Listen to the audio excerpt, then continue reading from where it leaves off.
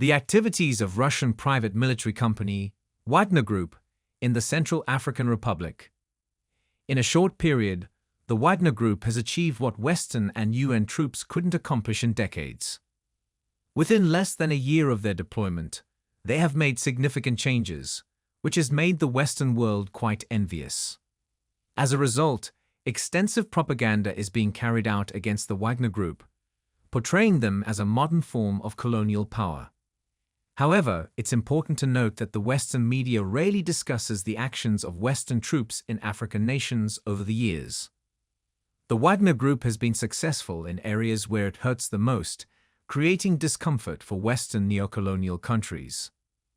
But what exactly has the Wagner Group done to win hearts in Africa? Let's take a closer look at their story in the Central African Republic. The Central African Republic welcomed the Wagner Group for the first time in 2018. Since then, there have been deployments and rotations of fighters from the Russian mercenary group. In July 2023, ahead of a constitutional referendum, dozens of Wagner Group fighters arrived in the Central African Republic. However, concerns arose when hundreds of fighters left the country after a brief mutiny in Russia, led by Wagner's founder, Yevgeny Prigozhin, in June. The government initially claimed that this movement was part of a routine rotation of forces rather than a complete withdrawal. The Central African Republic has faced significant challenges in achieving stability since gaining independence in 1960. Deeper chaos ensued in 2013 when President Francois Bozize was ousted, leading to further conflict among armed groups controlling vast territories. In 2016, Faustin Archange Touadera, the current president, sought Russian assistance to combat rebel groups. He actively campaigned for a constitutional referendum that, if approved, could have eliminated the two-term presidential limit, potentially allowing him to run again. This proposal sparked protests from critics and opposition parties who opposed the rule change. Russia initially deployed security contractors to the Central African Republic in 2018 and later increased support by sending over 1,500 fighters, including instructors and soldiers collaborating with the country's army. Some of these soldiers were part of President Touadera's security detail and were frequently seen with him. The activities of the Wagner Group in Africa are subject to conflicting views.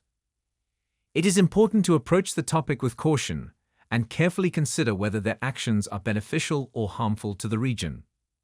The Wagner mercenaries have become heroes in the eyes of Africans, winning their hearts. However, there are opposing accounts as well. The Washington Post presented a grim picture, stating that the Wagner Group has deeply entrenched itself in the security operations and economy of the impoverished Central African Republic since their arrival 5 years ago. Despite operating with some autonomy from Moscow, the group has played a significant role in expanding Russian influence across Africa. This raises the question of why the Western media doesn't discuss Western troops in African countries in the same way, despite their decades-long presence. After the suspicious plane crash that claimed the life of Wagner boss Yevgeny Prigozhin, Western media suggested that the Russian government was taking direct control over the more than 1,000 mercenaries present there.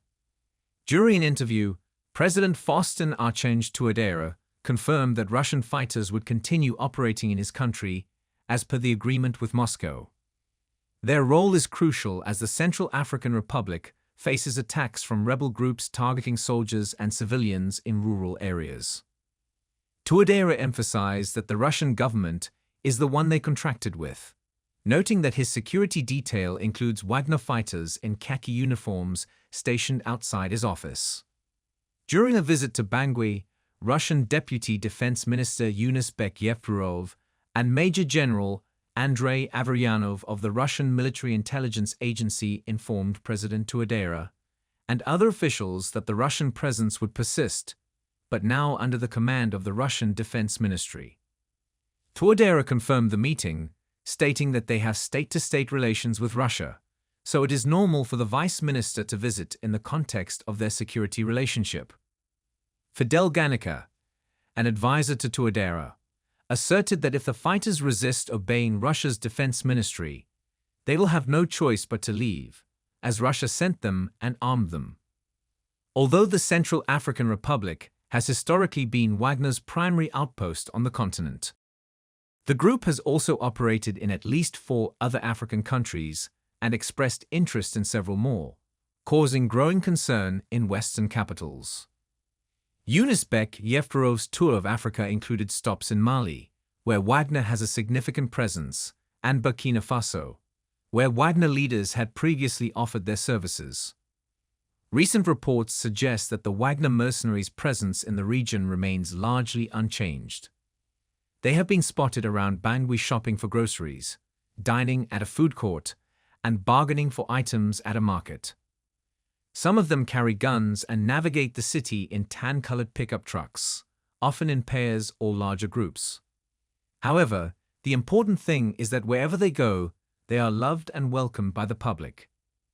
This situation is different because Africans have responded differently to the presence of the Wagner Group compared to other Western troops like those of France, the US, or the United Nations. The reason behind this difference is that people perceive the earlier Western troops as being there for exploitation, whereas they see the Wagner Group as genuinely offering help. However, the West struggles to understand this perspective and spreads propaganda suggesting that Wagner's operations in the country, such as gold mining, timber concessions, and liquor enterprises, are solely for economic gain. The people of the Central African Republic, on the other hand, express their love and admiration for the Wagner Group, while the West focuses only on finding faults. This difference in perception arises because the West has been replaced by the Wagner Group, leading to the West's natural inclination to criticize Wagner's strong propaganda machine rather than acknowledge its successes. Despite facing criticism, both government officials and many residents credit the Wagner Group with restoring security across vast regions of the country and ensuring safety in Bangui, which was under threat from armed insurgency in 2020. People in the Central African Republic express gratitude to Russians for their safety, emphasizing the universal need for security. At a Russian Orthodox church on the outskirts of Bangui, Monsignor Regis Streak Kayavoyma shared that he joined the Moscow Patriarchate due to its conservative values and Russia's long history in the Central African Republic. He highlighted how this history dates back decades to when the Soviet Union sent teachers, business executives, and cultural envoys to the African continent. Another individual, Sergei Voimauer, noted that the Russians came as partners, not colonizers, showcasing a positive perspective on their presence. While cautioning against mixing politics, security, and religion, he happily acknowledged the current peace, stating that there is now peace and time to pray. President Touadéra mentioned in an interview that Russia was not the Central African Republic's first choice for assistance. However, when he assumed power in 2016 and faced a situation where insurgents controlled 90% of the country, a United Nations arms embargo posed a challenge. France and the United States were unable to provide the necessary equipment, but Russia graciously agreed to help. The initial provision of weapons in 2018 was followed by the dispatch of Russian instructors to train the army in weapon usage. It later became apparent that these instructors were Wagner mercenaries, and their numbers increased in 2020 when rebels threatened the government in Bangui. Government officials credited the Wagner fighters for saving the city. President Touadéra also mentioned his openness to security assistance from Washington and other countries, stating that if the United States wanted to send help, they would accept it, but it would not replace Russia's role. Daniel Darlin, a former chief judge of the Central African Republic's Constitutional Court, initially believed that the Russian fighters were present to ensure the country's security. However, she later observed Russian involvement in the country's politics. Darlin recalled a meeting with a Russian embassy official who sought her assistance in keeping President Faustin Archange Touadéra in power beyond his term. When she declined, she was subsequently removed from her position 7 months later by a presidential decree, leading to a referendum that abolished term limits. Darlan now expresses concern that other countries in the region engaging with Moscow on security issues may inadvertently invite Russian interference. She describes the Central African Republic as a laboratory for Russian activities. A spokesman for the Russian embassy in the Central African Republic denied the meeting, stating that the embassy had no instructions to discuss Central African domestic affairs. Roland Marshall, a sociologist at Sciences University in Paris with extensive knowledge of the Central African Republic, believes that most of Wagner's operations in the country will continue in a new configuration. Marshall sees Wagner's activities in Africa as strategic investments for Russia, providing financial benefits and advancing political influence.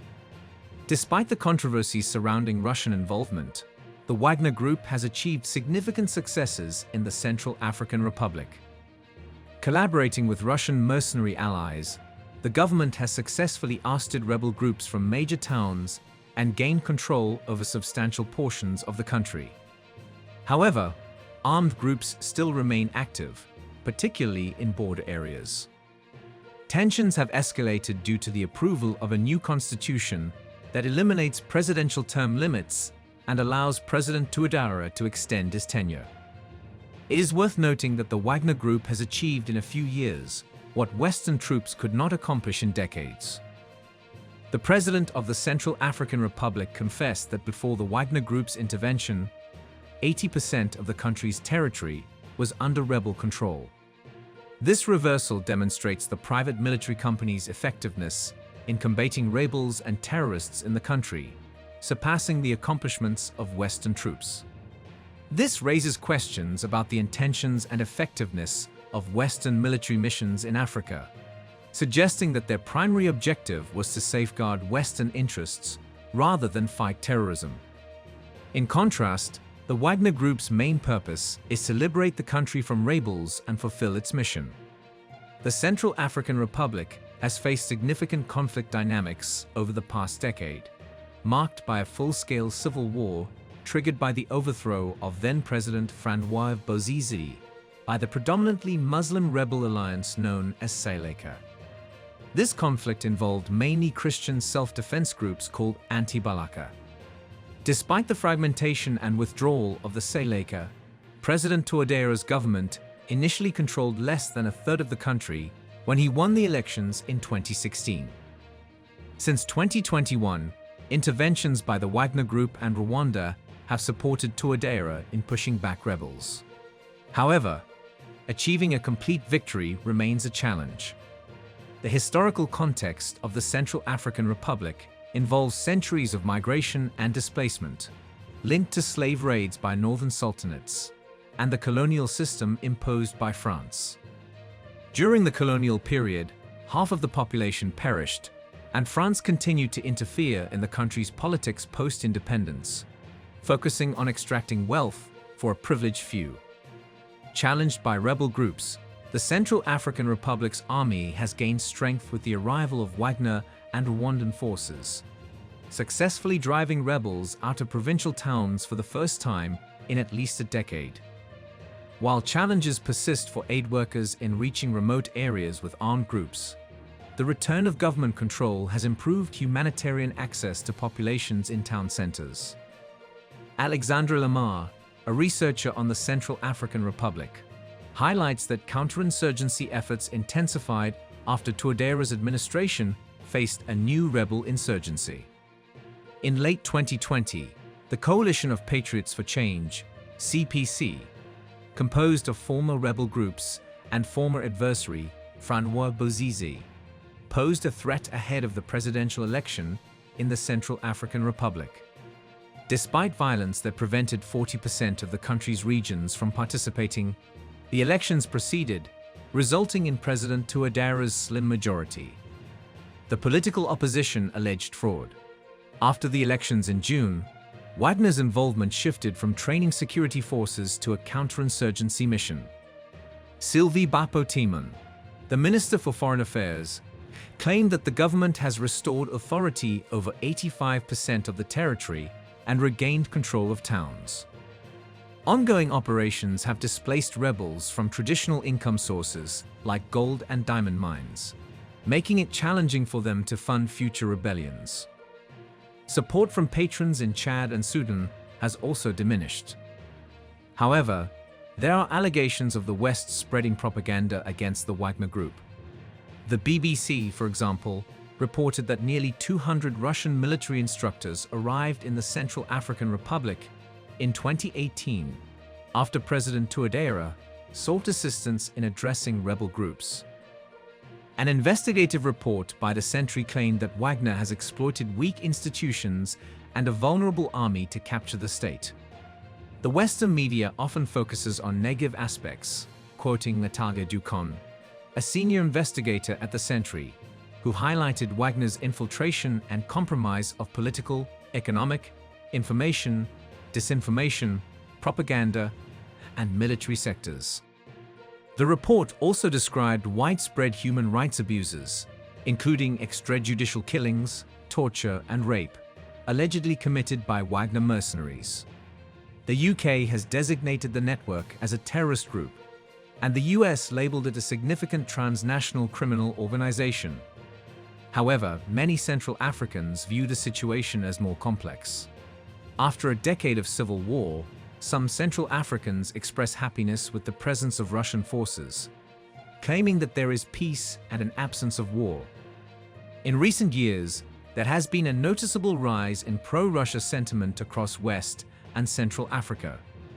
Countries like Mali, Niger, and Burkina Faso are distancing themselves from their former colonial power, France, due to dissatisfaction with its perceived inability to effectively address security challenges.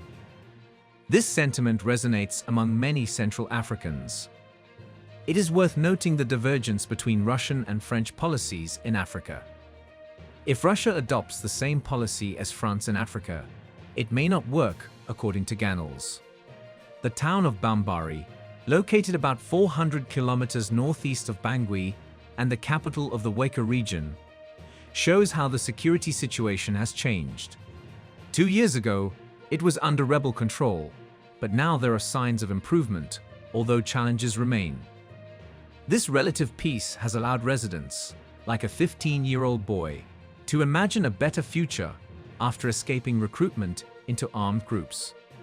The presence of Wagner troops in the Central African Republic remains controversial. Governor Victor Bisson acknowledges their role in helping regain control over much of the country within 2 years. President Touadéra defends Wagner's presence, emphasizing its positive impact on security.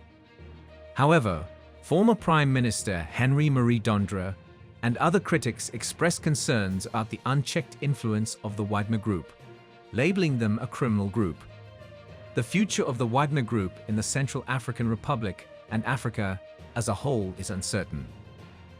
It is evident that the Wagner Group has been successful so far, and even Western experts have to admit their effectiveness.